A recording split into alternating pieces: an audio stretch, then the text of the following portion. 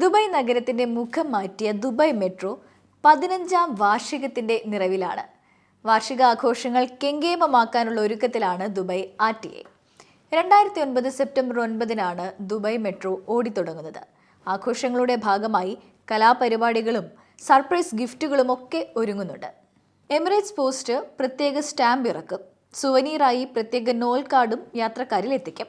2009 മുതൽ 2023 വരെയുള്ള വർഷങ്ങളിൽ സെപ്റ്റംബർ 9-ന് ജനിച്ചവർക്കായി ദുബായ് ലീഗോലാൻഡിൽ മെട്രോ ബേബീസ് എന്ന പേരിൽ പ്രത്യേക ആഘോഷം നടക്കും. ഈ കുട്ടികളുടെ മാതാപിതാക്കൾക്ക് www.rta.ae എന്ന വെബ്സൈറ്റിൽ രജിസ്റ്റർ ചെയ്യാം. ആഘോഷങ്ങളുടെ സ്പോൺസർമാരിൽ ഒരാളായ ഇഗ്ലു ഐസ്ക്രീം മെട്രോ ജന്മദിന സ്പെഷ്യൽ ഐസ്ക്രീം വിപണിയിലിറക്കും. ദുബായ് മെട്രോയുടെ രൂപത്തിൽ ഇറക്കുന്ന 5000-ഓളം ഐസ്ക്രീമിലെ കമ്പുകളിൽ ചിലതിൽ പ്രത്യേക കോഡ് രേഖപ്പെടുത്തിയിട്ടുണ്ട്. ഈ കോഡ് ലഭിക്കുന്നവർക്ക് RTA ഇറക്കുന്ന നോൾ ടെർഹാൽ ഡിസ്കൗണ്ട് കാർഡ് നേടാം. 5000 ടെർഹാൽ ഡിസ്കൗണ്ട് കാർഡുകളാണ് RTA ഇറക്കുന്നത്. 21 മുതൽ 27 വരെ മെട്രോ സ്റ്റേഷനുകളിൽ പ്രത്യേക സംഗീത പരിപാടികളും ഒരുക്കിയിട്ടുണ്ട്. രാജ്യാന്തര സംഗീത പ്രതിഭകളും പ്രാദേശിക സംഗീതജ്ഞരും പാട്ടുമായി എത്തും. ഇത് ഇൻഫ്ലുവൻസേഴ്സിന്റെ കാലമാണ്. മിക്ക സ്ഥാപനങ്ങളും അവരുടെ പരസ്യങ്ങൾക്കായി സമീപിക്കുന്നത് ഇൻഫ്ലുവൻസേഴ്സിനെയാണ്. ഇവരുടെ വിശ്വാസ്യത ഉറപ്പാക്കാനായി പുതിയ നിയമം കൊണ്ടുവന്നിരിക്കുകയാണ് സൗദി അറേബ്യ. ഇനി മുതൽ സൗദി അറേബ്യയിൽ സോഷ്യൽ മീഡിയയിൽ പരസ്യം ചെയ്യുന്നവർ ലൈസൻസ് നിർബന്ധമായും നേടിയിരിക്കണം. ലൈസൻസിനായി അപേക്ഷിക്കുന്നവർ 18 വയസ്സോ അതിനു മുകളിലോ പ്രായമുള്ളവരായിരിക്കണം. വിശ്വാസ ലംഘനം പോലുള്ള കുറ്റകൃത്യങ്ങളിൽ ശിക്ഷിക്കപ്പെട്ടയാളാകാൻ പാടില്ല.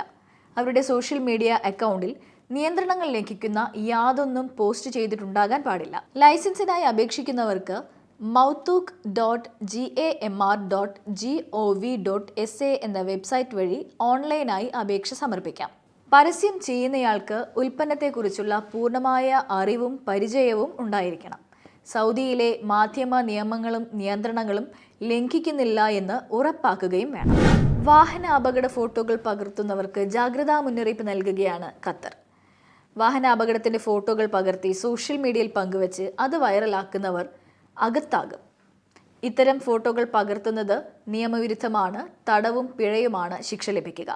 വാഹനാപകടത്തിന്റെ ഫോട്ടോ പകർത്തുന്നത് ഒരാളുടെ സ്വകാര്യതയിലേക്കുള്ള കടന്നുകയറ്റമായാണ് വിലയിരുത്തുന്നത്. ഇതിന് 2 വർഷത്തിൽ കുറയാത്ത തടവും 10,000 റിയാലിൽ കുറയാത്ത പിഴയുമാണ് ശിക്ഷ ലഭിക്കുക. ചിലപ്പോൾ ഇത് രണ്ടും ഒരുമിച്ച് അനുഭവിക്കേണ്ടിയും വരും.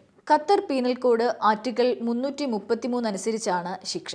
അതേസമയം വാഹനാപകടം ഉണ്ടാകുമ്പോൾ ആളുകൾക്ക് അപകടം തെളിയിക്കാനും ട്രാഫിക് വിഭാഗത്തിൽ റിപ്പോർട്ട് ചെയ്യാനും ഫോട്ടോ എടുക്കാൻ നിയമം അനുവദിക്കുന്നുണ്ട്. ഇത്തരം ഫോട്ടോകൾ മെട്രാഷ് 2-ൽ അപ്ലോഡ് ചെയ്യാം. പക്ഷേ അത് മറ്റു കാര്യങ്ങൾക്കായി ഉപയോഗിക്കാൻ പാടില്ല.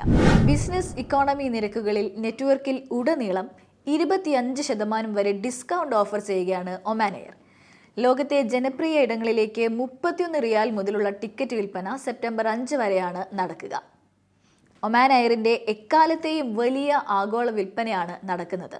യൂറോപ്പ്, ഫാർ ഈസ്റ്റ് രാജ്യങ്ങൾ, ഇന്ത്യൻ ഉപഭൂഖണ്ഡം എന്നിവിടങ്ങളിലെ നഗരങ്ങളിലേക്കാണ് യാത്രികർക്ക് ഒമാൻ എയറിന്റെ സേവനം ലഭിക്കുക.